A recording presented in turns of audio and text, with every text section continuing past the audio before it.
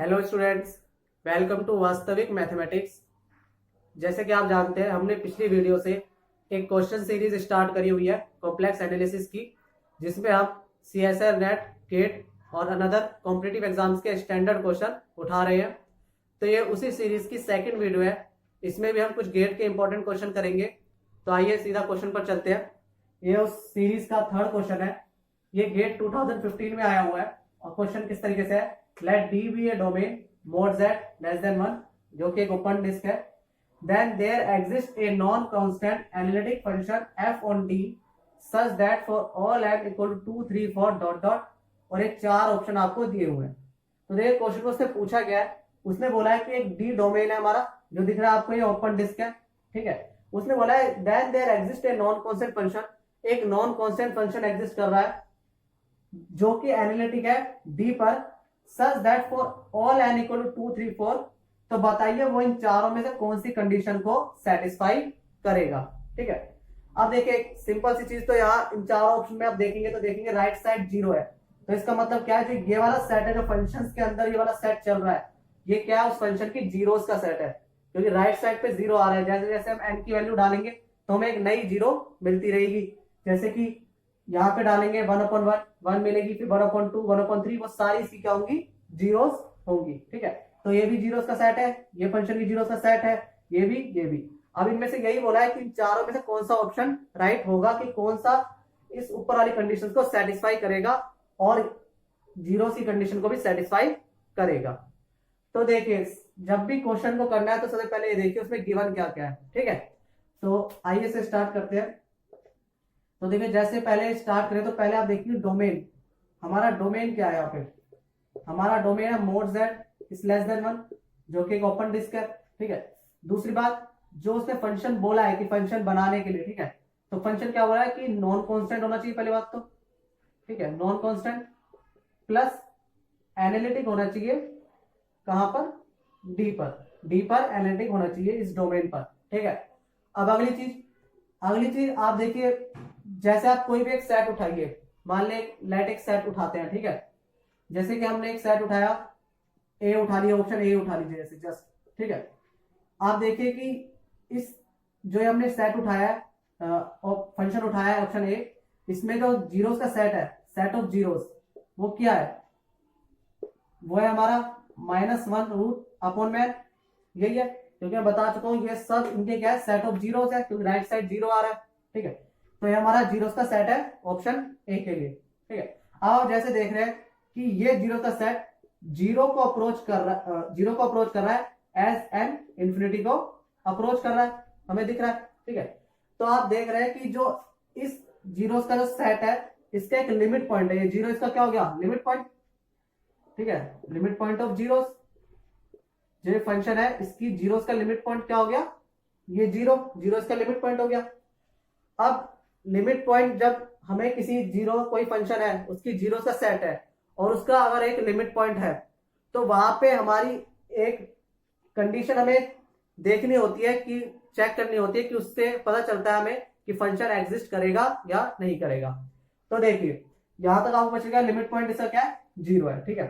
तो अब आप एक थ्योरम देखिए, एक थ्योरम है आइडेंटिटी थ्योरम, जो आपने शायद पहले पढ़ रखी हो या फिर नहीं पढ़ी है, तो आप देख लो। आइडेंटिटी थ्योरम क्या कहती है कि अगर if f is analytic function, अगर f कोई भी एक एनालिटिक फंक्शन है ऑन डोमेन d, कोई भी डोमेन में, ठीक है, and set of zeros of f, जो f की जीरोस है, हैव अ लिमिट पॉइंट, उनका एक लिमिट पॉइंट है, विच लाइज इन डी, जो अगर डी के अंदर आ रहा है, limit point lies inside D, inside domain D, then function must be constant, या फिर must be zero function, direct क्या बोलते हैं, जीरो फंक्शन या कांस्टेंट फंक्शन बोल लीजिए आप। Then function must be constant function, ठीक है। और जो कि फंक्शन कांस्टेंट फंक्शन जो बनता है वो एक ही बनता है, जो होता है हमारा जीरो फंक्शन। ये जीरो फंक्शन को रिप्रेजेंट करने का तरीका है कि फंक्शन क्या है, जीरो फंक्शन बनता है। ठीक है, तो एक थ्योरम कहता क्या है, थ्योरम ये कहता है कि अगर आपके पास कोई भी एक एनालिटिक फंक्शन है किसी भी डोमेन डी पर, और जो एनालिटिक फंक्शन है उसकी जीरोस का कोई लिमिट पॉइंट एग्जिस्ट कर रहा है, और अगर वो जो लिमिट पॉइंट एग्जिस्ट कर रहा है वो उस डोमेन के अंदर भी आ रहा है जिस डोमेन पर वो एनालिटिक है, तो फंक्शन को कांस्टेंट होना ही पड़ेगा। फंक्शन नॉन कांस्टेंट हो ही नहीं सकता। आप समझ रहे हैं बात को? मतलब कि अगर लिमिट पॉइंट उस डोमेन के अंदर लाई कर गया तो फंक्शन को कांस्टेंट होना ही पड़ेगा। ये हमारा आइडेंटिटी थ्योरम कहता है। ठीक है, तो अब आइए वापस ऑप्शन ए में। हमने ऑप्शन ए को देखा, हमारा लिमिट पॉइंट क्या निकला, जीरो, और हमारा डोमेन क्या था, mode z is less than 1, और हम साफ जानते हैं mode z is less than 1 जो क्या है, ये एक ओपन डिस्क है। मोड z लेस देन 1 यही तो है, यही तो एक ओपन डिस्क जिसका रेडियस क्या है, 1 है। ठीक है, और हमें पता है जीरो इसके अंदर आता है, जीरो यहाँ पे आता है इसके अंदर, ये इसके अंदर लाई कर रहा है। और अभी हमने पढ़ा कि अगर लिमिट पॉइंट, जीरोस का लिमिट पॉइंट डोमेन के अंदर आ गया तो फंक्शन वो कांस्टेंट होना ही पड़ेगा। बट क्वेश्चन में बोल रखा है कि फंक्शन क्या है, नॉन कांस्टेंट। फंक्शन में बोल रखा है कि तो फंक्शन नॉन कांस्टेंट है, और अगर फंक्शन नॉन कांस्टेंट है तो मतलब ये कंडीशन हो ही नहीं सकती। ऑप्शन ए क्या हो गया हमारा, रॉन्ग। ठीक है, तो हम लिखते हैं कि zero lies inside domain, domain के अंदर आ रहा है, hence this is hence f has to be constant, f को कांस्टेंट होना पड़ेगा, which is not possible, which is contradictory। ठीक है, या फिर ये बोलते हैं कॉन्ट्राडिक्टरी है। ठीक है, तो मतलब ऑप्शन ए क्या हो गया हमारा, रॉन्ग हो गया। ठीक है, अब देखिए, अब इस थ्योरम ने क्वेश्चन को बहुत आसान कर दिया है। बस अब आपको ये देखना है कि जितने फंक्शन दे रखे हैं कि उनमें जो लिमिट पॉइंट बन रहा है, जीरोस का लिमिट पॉइंट, वो डोमेन के अंदर आ रहा है या नहीं आ रहा है। हाँ मम्मी, हाँ अभी आपका थोड़ी देर में, रुक जाओ।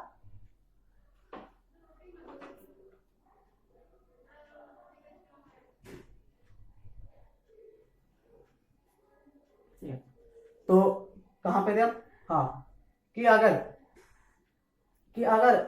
अब हमारा आइडेंटिटी थ्योरम क्या है, बहुत आसान कर देता है बाकी ऑप्शंस को देखने के लिए। हमें जस्ट ये देखना है कि जो जीरोस का लिमिट पॉइंट है वो डोमेन के अंदर आ रहा है या नहीं आ रहा। अगर आ रहा है तो फंक्शन कांस्टेंट होना पड़ेगा, जो कि हो नहीं सकता क्योंकि गिवन नॉन कांस्टेंट है, तो इसलिए वो ऑप्शन क्या होंगे, कैंसल आउट होते जाएंगे।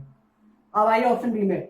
ऑप्शन बी में आपको दिख रहा है कि 1/n जीरो को टेंड करेगा, एज एन टेंड करेगा इंफिनिटी को, तो इसका लिमिट पॉइंट क्या आ गया, जीरो, और जो कि फिर से इनसाइड किसके आ रहा है, इनसाइड आ रहा है किसके, डोमेन के, डी के, तो इसलिए ये भी क्या हो गया, कैंसल, ये भी पॉसिबल नहीं है, बी भी क्या हो गया, कैंसल। अब आइए ऑप्शन नंबर सी में। ठीक है, सी क्या है, सी को आप जानते हैं, सी के लिए यहां लिख देते हैं सी का। ठीक है,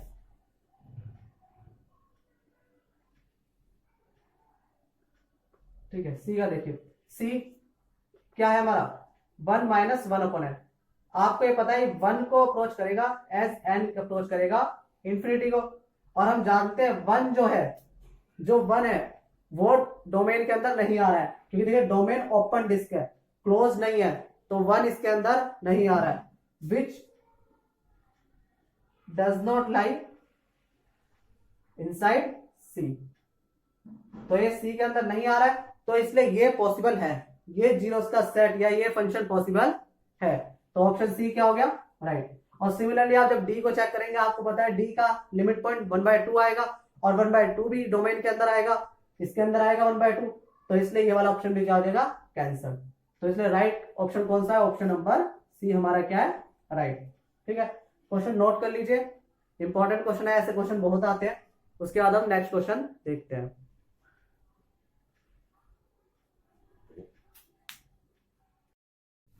अगला क्वेश्चन हमारा गेट 2013 में आया हुआ है, तो आइए इसे स्टार्ट करते हैं। तो ये क्वेश्चन नंबर 4 है हमारा। ठीक है, तो क्वेश्चन क्या है कि let's see with a contour, एक कंटूर दे रखा है, close contour, mod z = 2, basically एक सर्कल है, आपको पता ही है, oriented in anti clockwise direction, anti clockwise direction में ओरिएंट हो रहा है। Then value of integral this, इसकी वैल्यू पूछी है और 4 ऑप्शन दे रखे हैं आपको, ठीक है। तो देखिए कैसे करेंगे, स्टार्ट करते हैं। देखिए सबसे पहले आपको पता है कि जैसे आपको इसकी वैल्यू निकालनी है इंटीग्रेशन की। अगर बात करें कॉम्प्लेक्स एनालिसिस में तो इंटीग्रेशन सॉल्व करने के 2 तरीके हैं। एक तो है कि लॉन्ग मेथड, जिसमें हम बड़े मेथड से इंटीग्रेशन को सॉल्व करते हैं, बिल्कुल लाइन के थ्रू, कर्व के थ्रू चल के, ठीक है। दूसरा मेथड क्या है, जो मोस्टली क्वेश्चनों में यूज किया जाता है, वो क्या होता है, कोची रेसिड्यू थ्योरम, ठीक है। कोची रेसिड्यू इंटीग्रल फॉर्मूला जो यूज करते हैं वो यूज करते हैं, ठीक है। अब देखिए यहाँ पे क्या है, वो इंटीग्रेशन, लॉन्ग वाला इंटीग्रेशन तो हम करेंगे नहीं, क्योंकि अपने पास एग्जाम में तो इतना टाइम होता नहीं है कि हम लंबा मेथड करें। कोची रेसिड्यू इंटीग्रल लगाएंगे। तो कोची रेसिड्यू इंटीग्रल आपको पता है कि अगर आपको कोई भी, वो क्या होता है आपको पता ही होगा कि अगर कोई भी आपको एफ जेड का इंटीग्रेशन करना है तो क्या होता है, 2 पाई आयोटा इनटू में sum of residue at all points, ठीक है। जितनी भी उसकी सिंगुलैरिटी है उन सब पॉइंट्स पे रेसिड्यू निकालिए, उनका सम कीजिए और 2 पाई आयोटा से मल्टीप्लाई कर दीजिए। ये हमारा क्या होता है, कोची रेसिड्यू इंटीग्रल फॉर्मूला, ठीक है। अब देखिए, अब इसको मैं रफ कर देता हूं, ठीक है। तो अब देखिए यहाँ पे, तो पहले आपको देखना है कि इसकी सिंगुलैरिटी क्या है, ठीक है। आपको दिख रहा है कि z इक्वल टू 0। अगर देखिए मैं 3/z की बात करूं खाली इसके ऊपर वाले पार्ट की, तो इसमें आपको दिख रहा है कि फॉर दिस 3/z के लिए खाली आपको पता है कि z इक्वल टू 0 कैसी है, रिमूवेबल सिंगुलैरिटी, सॉरी क्या है, पोल है, ठीक है। z इक्वल 0 इक्वल टू पोल है। और आपको पता है कि इसी चीज को एक, या फिर नहीं पता तो समझ लीजिए कि अगर कोई भी आपका पोल है, कोई पॉइंट आपका पोल बन चुका है, और अगर हम उसे एक्सपोनेंशियल या साइन कोस के अंदर डाल दें तो वही जो पोल था या रिमूवेबल सिंगुलैरिटी थी वो हमारी क्या बन जाती है, आइसोलेटेड सिंगुलैरिटी, या फिर कहते हैं एसेंशियल सिंगुलैरिटी। एसेंशियल सिंगुलैरिटी आप कहते हैं आइसोलेटेड एसेंशियल सिंगुलैरिटी, ठीक है। तो जैसे कि आपको पता है, जैसे हम इस पावर को 3/z पे लगाएंगे तो z इक्वल टू 0 अभी भी सिंगुलैरिटी है, और वो पहले इस पार्ट के लिए पोल थी, लेकिन अब इस पूरे के लिए क्या बन गई, एसेंशियल सिंगुलैरिटी। क्या बन गई, एसेंशियल सिंगुलैरिटी, ठीक है। इतनी बात क्लियर हुई कि अगर कोई पॉइंट हमारा एसेंशियल सिंगुलैरिटी है या फिर रिमूवेबल सिंगुलैरिटी है, और उसी पॉइंट को अगर जिस फंक्शन के लिए वो है, और उसी फंक्शन को हम exponential, sine, cos, sine hyperbolic, cos hyperbolic के अंदर डाल दें, एक कंपोजिशन बना दे फंक्शन का, तो वही जो पॉइंट पहले पोल और रिमूवेबल सिंगुलैरिटी था वो बाद में हमारा एसेंशियल सिंगुलैरिटी बन जाता है। तो इसमें क्या हुआ, z इक्वल टू 0 क्या बन गया, एसेंशियल सिंगुलैरिटी। अब क्वेश्चन ये है कि एसेंशियल सिंगुलैरिटी के लिए रेसिड्यू कैसे निकाले। देखिए एसेंशियल सिंगुलैरिटी के लिए रेसिड्यू निकालने का केवल एकमात्र तरीका होता है, वो है कि एक्सपेंशन। आप सीधा सीरीज का एक्सपेंशन कीजिए, तभी आप उसका क्या कर सकते हैं, रेसिड्यू निकाल सकते हैं, ठीक है। तो अब देखिए हम क्या करेंगे कि residue of z e by 3z is equal to z बाहर, इसका e का एक्सपोनेंशियल करेंगे तो आपको पता है एक्सपोनेंशियल क्या होता है, वही एक्सपेंड करेंगे, simple 1 plus 3/z plus 9/2 factorial z square, ठीक है, z square plus dot dot dot dot, ठीक है। अब क्या करें, आप यहाँ पे z से अंदर मल्टीप्लाई करेंगे तो क्या हो जाएगा, z plus 3 plus 9/2 z, 2 factorial हमारा 2 ही होता है, प्लस डॉट डॉट डॉट। और आपको पता है कि आप जिस पॉइंट पे सिंगुलैरिटी निकाल रहे हैं एक्सपेंशन में, वही उस जो प्रिंसिपल पार्ट का जो पहला कोफिशिएंट होता है वही हमारी क्या होती है, उसका रेसिड्यू होता है। प्रिंसिपल पार्ट में जहां पे z नीचे आता है, z माइनस में आता है, z की पावर माइनस में आ गई, देखिए अगर ऊपर लेंगे तो z -1 हो जाएगा ना, z नीचे आ गया, तो इसी के कोफिशिएंट को क्या बोलते हैं हम, रेसिड्यू। यही तो हमारा बेसिकली रेसिड्यू होता है, बाकी फॉर्मूला हम बाद में जनरेट करते हैं।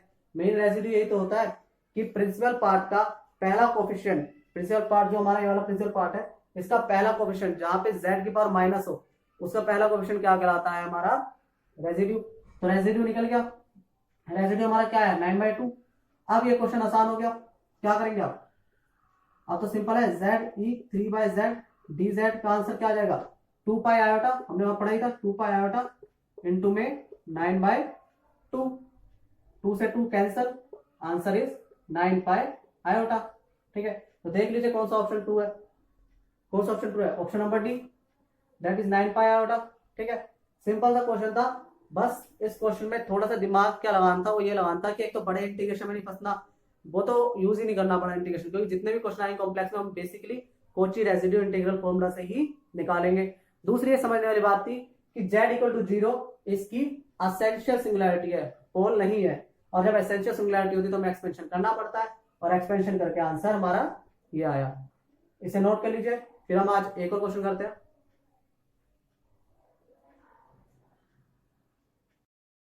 थर्ड क्वेश्चन आज का। ठीक है, तो क्वेश्चन क्या है ये वाला, ये क्वेश्चन गेट 2015 में आया हुआ है।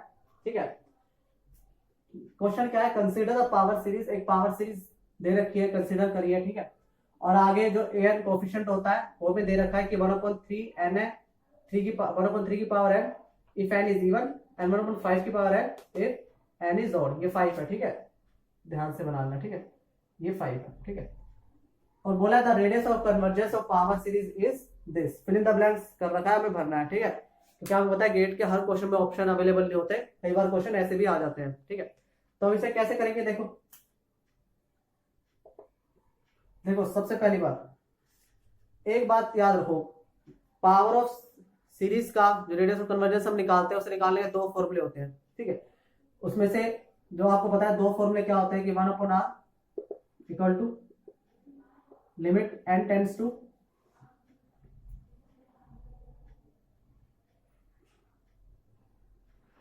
लिमिट n टेंड्स टू 0, एक होता है an 1/n, और एक होता है जो आपको पता है limit n tends to 0 an+1 upon में an। ठीक है, यह आपको पता है कि 2 फॉर्मूले होते हैं। ठीक है, पर अभी से तो छोड़े, आप सीधे इस फॉर्मूले पे आए। ठीक है, फॉर्मूला होता है हमारा, ज्यादातर क्वेश्चन में यही यूज होता है, खासकर जहां पे पावर ऐसे अलग से दे रखी हो तो वहां तो यही यूज होता है। ठीक है, यहां से इजिली क्वेश्चन हो जाता है। तो देखिए, एक जो मैं इंपॉर्टेंट चीज बताने वाला हूं यहाँ पे, वो ध्यान समझ लो, जब भी पावर सीरीज आपको दे रखी हो और उसका जो an कोफिशिएंट है वो डिवाइड हो रहा हो, कि मतलब इवन के लिए कुछ है, ऑड के लिए कुछ है, या फिर समथिंग कुछ टर्म्स के लिए कुछ और है, कुछ टर्म्स के लिए कुछ और है, ऐसे डिवाइड हो रहा हो, जैसे यहाँ डिवाइड हो रहा है आपको दिख रहा है, n इवन के लिए अलग है, n ऑड के लिए अलग है। अगर कभी ऐसा दे रखा हो तो यही जो हमारा फॉर्मूला है वो ऐसे चेंज हो जाता है, limit supremum an 1/n, means हम दोनों an निकालेंगे और उसमें जो सुप्रीमम होगा उसे हम रेडियस ऑफ कन्वर्जेंस अपना कहेंगे। ठीक है, तो देखिए पहले हम निकालते हैं, इफ n इज इवन, पहला केस लिया, अगर n इज इवन है तो ध्यान से, ठीक है, n इज इवन है तो हम निकालेंगे 1/r equal to limit n tends to 0 1/3 की पावर n की पावर 1/n, n से n पावर कैंसिल आउट होगी तो क्या आ जाएगा आंसर 1/3।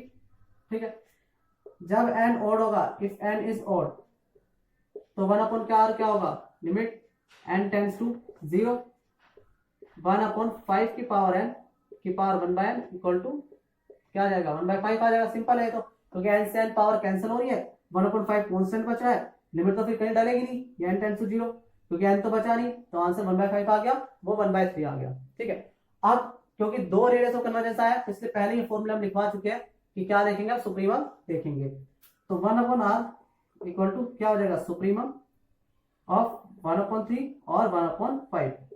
हमें देखना है इन दोनों में से बड़ा कौन है, तो यहाँ पे बड़ा कौन है 1/3, तो हमारा रेडियस ऑफ कन्वर्जेंस क्या हो जाएगा, 1/r किसके इक्वल हो जाएगा 1/3 के, और यहां से r क्या निकल के आएगा 3, तो रेडियस ऑफ कन्वर्जेंस हमारा क्या निकल के आया 3। ठीक है, एक बस बहुत इंपॉर्टेंट ध्यान देने वाली बात ये है, ध्यान देने वाली बात ये है कि कई बार बच्चे क्या गलती करते हैं कि जो ये 1/r होता है ना, ठीक है, जो हमने लिखा है कि 1/r लिमिट सुप्रीमम के इक्वल है, वो एक गलती कर देते हैं। वो पहले क्या करते हैं, वो यहाँ जब 1/r है ये निकाल लिया, ऐसे 1/3 निकाल लिया, तो क्या करते हैं, पहले वो इसे उल्टा कर लेते हैं, पहले चेंज कर लेते हैं कि यहाँ से r लिख देंगे r इक्वल टू 3, यहाँ लिख देंगे r इक्वल टू 5, ठीक है, और फिर उसका सुप्रीम हम देखने लग जाएंगे। उसका सुप्रीम तो उसके से 5 निकलेगा, जो कि आंसर गलत होगा। इसलिए फॉर्मूले में 1/r ही लेना होता है जब सुप्रीम देखना है, ताकि जब उसे हम रेसिप्रोकल करें तो छोटी वाली क्वांटिटी निकल के आए। समझे बात को?